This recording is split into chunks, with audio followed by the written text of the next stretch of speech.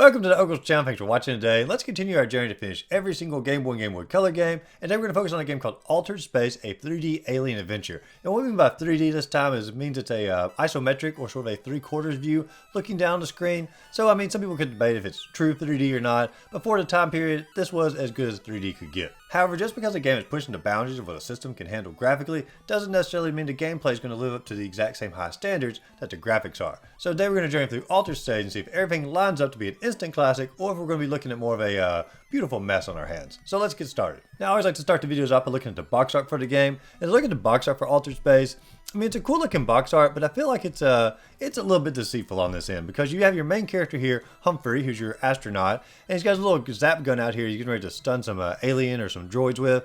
And yes, you do have a zap gun in the game, but once you get it, you can only use it like one time, and it just stuns the enemies in the room. There's no cool gun action. You're never shooting your little zap gun. You literally like select an option and then the effect just happens across the screen. So this makes it look like way more action based than what it is. And truth be told, there's like almost no action coming from you as a character. You can't attack any of the creatures in the game. So I feel like that's a little deceitful for the player. And also we have this little alien creature coming across the back, which looks like something from like the Outer Limits or something like that. And he's really cool looking on the cover. I like him a lot. However, this alien is not in the game at all. Yes, you do have some aliens in the game. You have like little, looks like T-Rexes almost, and some robots. And that's like the only aliens you're going to experience. You don't have anything cool looking like this little creature down here. And so, to me, that's a little bit deceitful. As far as like the platforms go, yeah, there are spikes and platforms in the game. And I feel like the box art also gives you sort of the claustrophobic nature of exploring one room at a time inside the game as well. So I feel like there are some accurate aspects of the cover here. However, I also feel like there's a lot of deceit as far as like what the gameplay is going to be for the player. Now when you start the game up here, you got a nice little logo for Altered Space coming in, sort of flickering in and out a little bit. I mean, it's very futuristic looking, fits the I guess the mood of the game pretty well. And then when you begin the game itself, you get a little more of the background of the story. Your ship is flying through space here, and of course, you know, dodging little asteroids and whatnot. You're not getting to play any of this. And then another little alien spaceship comes down, and it actually abducts your main character off of your spaceship onto their spaceship. And your main character is going to be Humphrey. And your whole goal here in the game is going to be try to escape from the alien spaceship. And then we get a little intro here of all the main characters throughout the game. We get a little screenshot here of our main character, which is going to be Humphrey, who you play as is the astronaut who's been abducted, who's trying to escape from the alien craft. And then we have a little T-Rex looking character here named Zach, and it's going to be an alien that's going to try to attack you throughout the journey. And then we have droid number 1, who's going to be more of a friendly droid for us. And that doesn't mean he's going to like actually help us throughout the adventure. It just means he's less volatile toward us as we continue the journey. Then we have droid number 9, who's going to be like more of the mean droid, who will go out of his way to actually attack us. And then it finishes up here with a little thing called Gaffy, which looks like a little ball here. And it makes him look sort of like goofy and sort of friendly and, you know, a fun alien. And this little alien here like hops on your head throughout the adventure, keeps you from like actually jumping, and just really ruins the game. But let's get into the adventure itself here. Now you start off in stage 1, which would be the bottom floor of the spaceship. Your goal is to get all the way to the top of the spaceship in order to get into an escape pod and leave the spaceship behind. But in floor 1, you start off here, and you do have that little isometric view, which is that 3/4 view looking down here. And it's not too hard to navigate as far as like what's up, down, left, and right. It doesn't change throughout the entire game because you can't like rotate the screen around. So it's easy to know like what is up, what's down, what's left, and what's right, even though you're looking at it from a sort of a side corner view here. So the controls may seem confusing at first, but truth be told, they're actually really easy to use, and I don't mind the controls for the game. Now you can also move around the level. You can hop on platforms, you can pick up blocks to drop the blocks to allow you to stand a little bit higher, to hop onto some higher platforms, and you're basically just sort of explore every single level that you come to, or every single room, find different items in these rooms, collect the items, and then move on to the next room until you can finally find like a little elevator to the next floor. Now you can also notice a little oxygen tank in the bottom right hand corner. And of course, as you're journeying throughout the entire spaceship, your oxygen tank, your oxygen levels will continue to decrease because you're just simply, you know, breathing the oxygen in. However, anytime you hit an enemy, you'll also take a major hit to that oxygen level as well. And so your oxygen level continues to go down, and when it reaches 0, that's when you die and you're going to have a game over. However, you aren't just simply going to breathe it all up and just sort of die away. You're going to find oxygen tanks all throughout the level to hop onto, you know, pick up and replenish your oxygen. And anytime you start a new floor, there's almost always an oxygen tank right there for you to replenish and sort of gear yourself up for that particular stage. And I know making it sound like oxygen is very plentiful in the game and you're never going to run out of it and you're never going to die, but that's just simply not true at all. You're never going to come to an instance in the game where like your oxygen levels are running low and you're worried about just simply walking around, you're going to run out of oxygen. But what you are going to encounter is you're going to walk into a room and an enemy is going to hit you. You're going to restart that room, get hit again immediately, restart the room, get hit again immediately. and you're just going to lose all your oxygen in just a matter of seconds. And you'll go from like 70 oxygen to 0, and you're just simply dead. But I'll go ahead and give an example here. On stage number 1, you walk into this room right here. You walk in here, these 2 robots immediately approach you, hit you. You have no time to move really, and your oxygen level goes way down. It feels like so many rooms that you walk into, there's just an immediate trap set up where you're going to get hit no matter what, and your oxygen level is going to take a massive hit. Now, you do get to the point where you try to rush into rooms to avoid the initial traps, but then sometimes by rushing too fast into the room, you end up running right into some spikes and having a massive hit on your oxygen level that way. So it's like the game sort of wants you to be careful as you're journeying through it, but then it punishes you for being careful. So there's like no true way you're supposed to play the game. Play it fast, get hit, die. Play it slow, get hit, get die. And I just get really frustrated when the game doesn't give you a clear direction of how it wants you to play. But I wandered around in stage 1 here for what seemed like 20-30 minutes, trying to figure out what to do. Of course, I found a key over here, picked the key up, found a little zap gun, picked the zap gun up, but the zap gun only gets used at one time, and when you use it, it just simply stuns all the enemies in the room where they don't move anymore, and then the zap gun is completely gone,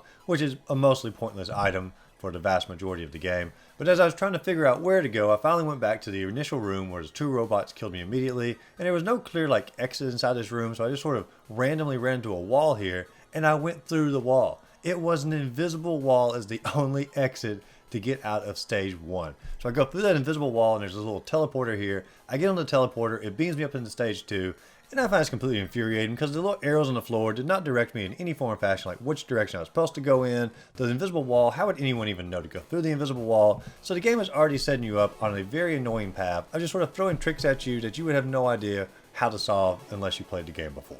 And then you get into stage 2 here, and stage 2 is pretty much more of the same as far as like you just sort of wander around all the corridors here, searching for different items, which really do almost nothing, and really just simply trying to find the exit to go up to the next stage. As you're journeying through this, there are going to be more little obstacles here as far as like little boxes that you can hop on. Of course, some of them go down when you hop on, and you have to sort of jump up to keep them to rise up in the air so you can jump to your next platform. One room you go into, like the box like literally falls on your head and then sort of falls off the edge, so that destroys that box. You have to make sure when you come into the room, take a sharp left or right to make sure the box actually falls on the ground so you can pick it up and use the box. And like, I know that shouldn't annoy me, but it's sort of like one of those things, like you're already frustrated with the platforming elements, you're frustrated with the invisible wall, you're frustrated like where to even go in the game, what do the items do, and now you have a box hitting you on the head and disappearing if you don't move immediately when you walk into the room. I know it's petty, but it bothered me. Overall, stage 2 was a little bit more difficult than stage 1. However, it wasn't as difficult to figure out like where to go at the end. There was no invisible walls, and you weren't just simply wandering around endlessly, repeating all the rooms again, because the ending was a little more clearly defined. Now, when you get to stage 3, you're going to start noticing like all the aesthetics of every single stage in this game is going to be exactly the same except for one, and I'm sure there's probably like some lore inside the game of why, but it's not like explained at all. But regardless, stage 3 here is going to be pretty much the same aesthetics, same type of puzzles as you journey through, more spikes, more blocks, such as that. But I come to this one little spot here that like really did like piss me off to no end, because there's this little bridge here, and there's a robot on one part of the bridge, a captor on one part of the bridge, and you're trying to jump across it or jump around, and as I jump, I accidentally fall through the little hole here. When I fall down the hole, I fall back into floor number 2. And I didn't realize like that was possible, but as you go up the floors in the game, you're going to learn very quickly it doesn't matter what floor you're on, because at any moment if you miss a jump, you can fall down to the floor below you, and you have to redo that entire floor again to get back to the floor you're at. And I absolutely hate this aspect of the game, because some of these floors are such precise jumping and such precise timing, they're so difficult to get through, the last thing you want to do is get knocked back to the floor you're at beforehand. And oftentimes when you fall down from one floor to the one below it, you end up falling on some spikes and you die, so it's like a double punishment, because you lose the floor you're at, and then you fall on spikes to lose some of your life, and a lot of times when you fall on the spikes, when you fall into the level, you end up just simply having a complete game over, and I can't get over like how annoying like the features that are built into this game are. But that is nothing compared to the annoyance of the next little room I go into. I go in this little room here and I'm trying to get on this little teleport. And this little raptor trying to attack me as I'm getting over there. And so I end up like using my stun gun, because that's one of my items I have. I use a stun gun to freeze him in the room. I go over to the teleport, nothing happens. Because I stunned him, I guess nothing happens in the room. So then I try to use a key, because I'm like, maybe the key does it. And through all of this, I end up just turning into a glitch on the teleport. I look like Missing No over here. And it's like the game just simply doesn't understand its own mechanics in order for you to finish a level. Like you have walls you're walking through, you have floors you're falling through, you have teleporters you're glitching into. I mean, the game is just, ugh. But I decided to leave that teleport behind, journey on through the level. Maybe there's something else I can do in the level. Finally, I come to another series of teleports. I start going through the teleports, and you get to another annoying part of the game here. You get to a part where you have to hop on the block, but the block disappears, you fall on the spikes. So then you have to hop quickly, just simply jump from one block to the other before they disappear. But it's not like they give you any time. Like, we're talking like one frame and the box disappears. So you have to like hit that A button immediately as soon as you jump on it to jump to the next block. And you have to do this for 3 blocks in a row in order to reach the next teleport. This game expects you to master the mechanics of it, like frame perfect, especially in the later levels, in order to finish the game. I would say like 99% of players who play this game probably never got through stage 2, but they certainly didn't make it all the way to the escape pod at the end of the game. But then after you go through that impossible frame perfect jumping over the spikes, you get to the next area, you have another frame perfect jump, and guess what if you mess up on this one? You don't hit spikes to redo it, you simply fall through the floor, go down to the level you were at before that, and you get to do the entire level all over again, including that floor, the floor you were currently on, and all those time perfect jumps in the spike level just to get back to the area so you can just simply fall through the floor again. I mean, but I continue on through the level. I get to another little dead end spot here where I have to hop on a block, but there's a little enemy on there. I have to get rid of the enemy.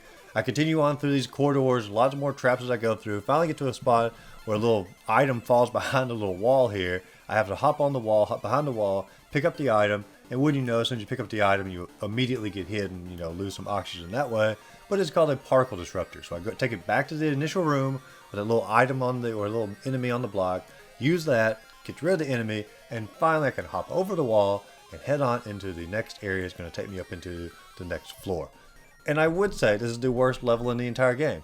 But the game's not over, and I'm here to tell you the floors only get worse. And I say this because you go into the next area, you're walking this little walkway here, you see an oxygen tank up there, you're like, sweet, I can finally refill my energy levels. You hop on it, but the oxygen tank, if you look at it, it has sort of a curved surface. And wouldn't you know it, that curved surface just sort of lets you slide right off, down the hole, and all the way back to the level that you just came from. And so, even when you finally beat it, the game throws you back down there just simply because you tried to replenish your health and the oxygen tank is a little bit on the curved side. It took me like 4 tries before I could finally pick up this dumb oxygen tank. I had to finally push it all the way to the side of the level. That way, if I ever slid off of it, I'd simply fall onto the platform beside that. And so, like, even when the game gives you something good in the game, they make it where you almost can't even get it, and if you mess up on it, you are severely punished for even trying to get yourself back to 100%. But we've had so much negative about the game so far, let's say one thing positive as well. The aesthetics in this level are wonderful. I love the little cave decoration that you have around here. I love the little corridors.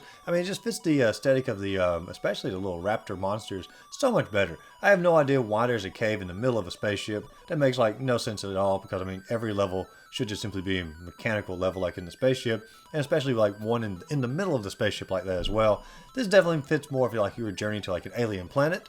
But that is not at all what the game is implying here. I think they just simply had a really cool looking level and they wanted to throw it in there. And I'm glad they did. But this level is also just as confusing as all the other ones. I simply journey through the level, I end up going on this long passageway, circling around, and it literally makes a giant circle, which makes you so mad because you go through all these obstacles, hit all these little spikes, lose so much oxygen, and then at the end of all of it, you get no items and you're back to the exact same spot you started at. And so the game just loves to troll you, honestly. And finally, I go back to the beginning of the level, like literally like 2 slides from the start. And I go into this little room here. There's some spikes. I'm trying to escape from an enemy. I hop over the spikes. And wouldn't you know it, another damn invisible wall. I walk straight for the invisible wall here. And I'm ready to go off into the next stage. And like,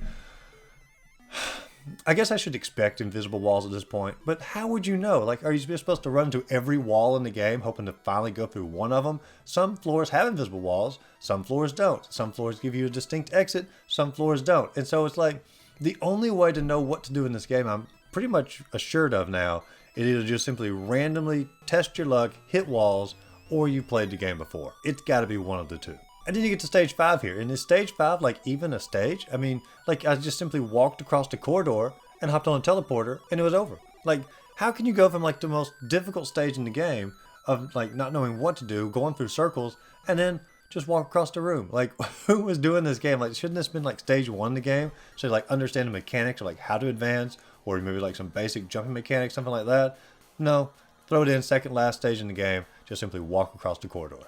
And I take back what I said a while ago. That wasn't the second to last stage in the game. This next stage is our second to last stage in the game. And this stage here, it's It's about as difficult as the rest of them, but there's one puzzle in this stage that is legitimately a good puzzle in the game. Because you walk into the area here, and there's a little block that you need. It's on top of another block. And so you got to rescue that block in order to have a block to drop. And so what you have to do is you have to hit this little spinning wheel, and the spinning wheel knocks that block off the first block. You can then pick it up, then you hit the spinning wheel off to the other side of the room. Once it gets over there, you have to go over beside it and jump up in the air, let go of the block, which gives you a boost up to the next little spinny thing. Then you can jump over the wall. Now, that puzzle there, based on the mechanics of the game, was easy to understand. Your logical side of the brain told you that you needed to do something with the block, the little spinny thing, but then your sort of inventive side had to figure out how to actually use the block to boost yourself on top of it. Like, this is a fine puzzle in the game because, like I said, it uses the mechanics the game has given you, and you have to think critically about what it's given you to beat the puzzle. This is like the only good puzzle in the game, but at least they have one. But when you finish this one, of course, you hop over to the little wall here, and we can finally continue on to our last stage in the game. Now, when you get to the last stage, there is one big positive thing about this stage, and it's very straightforward. There's no, like, different passages that you can go on trying to figure out, like, where to go, what to do. Every stage is just simply one after another, every room, so you use an easy advancement. But this level is what you call a floating block hell, because you basically hop from one floating block to another, and because of the isometric view, it's hard to tell like when you're lined up vertically and horizontally to jump on the blocks, and so that's very difficult. Some of the levels have these little spikes, and you have to simply jump 2 blocks at a time. It's not like you can just sort of click the D-pad and hop over one little block here. It is almost impossible to time to jump over 2, and then you have to jump over 2 more, and then 2 more, and then you have to pick up a block, but if you don't move off the block, you'll fall in a little spike and you'll die that way. This room here, as simple as it is, to jump over spikes, is one of the hardest things I've ever done, in a video game anyway. And then once you get that block, then you have to do this almost impossible mechanism of dropping the block, then jumping off that block, dropping the block in midair again to jump to the final platform. This right here is the most difficult platforming I think I've ever done in the game. But thank goodness, after that, the game is over. You get in your little escape pod, you shoot straight across the sky here, and you've officially finished the game. And this is the hardest game I've encountered in this entire Game Boy challenge so far. The other hardest one was probably Balloon Kid, but that one there, with enough practice, you felt like you could do it. And this one here, it feels like enough practice. I think the most veteran players out there would still have struggled with this particular game. There are too many traps in the game. There's too many I don't know where to goes in the game. There's too many rooms you walk into and just simply get killed immediately. And all these little jumps, especially in this last level here. I mean, I think anybody who was growing up, if you didn't have a Game Genie, you just simply didn't beat Altered Space. And I think most players probably gave up within like the second or third level. But do I recommend Altered Space? Certainly not. I don't think in the state the game is in that any player is going to want to actually play through and finish this game. I don't actually mind like the aesthetics of the game, the graphics of the game, even the controls of the game. I just feel like if the game gave you some direction of what to do, tone down all the little traps to try to troll the player, and just simply give like legitimate puzzles like that one puzzle in the game I said was really good, they could fill the game up with little puzzles like that. So you go all these rooms, solve the puzzle, move on. That would have been a good game. Calm down the little oxygen meter trying to kill you all the time. Calm down falling through all the floors. Give players an opportunity to just simply try rooms over and over and over to figure out the puzzle, to figure out the platforms, and I think you have a potentially good game on your hands. But when the game continually punishes you for these intense traps in the game, or punish you for not getting your platforming right, or punishing you for not knowing where to go, it just gets really frustrating, and then you have a game over, and then you have to start the entire game over. I just don't think most players are going to put up with it. So Altered Space, I would say it's got a good idea behind it. It looks good. It's got a pretty good soundtrack, but there's just so much wrong with the game that I can't in good conscience recommend anyone to put themselves through this particular game. But if you enjoyed the video, be sure to like and subscribe to the channel. Let me know in the comments down below if there's a game you'd like to see me cover sooner than later. As always, go out there, find a great game to play. Just simply have a great rest of the day.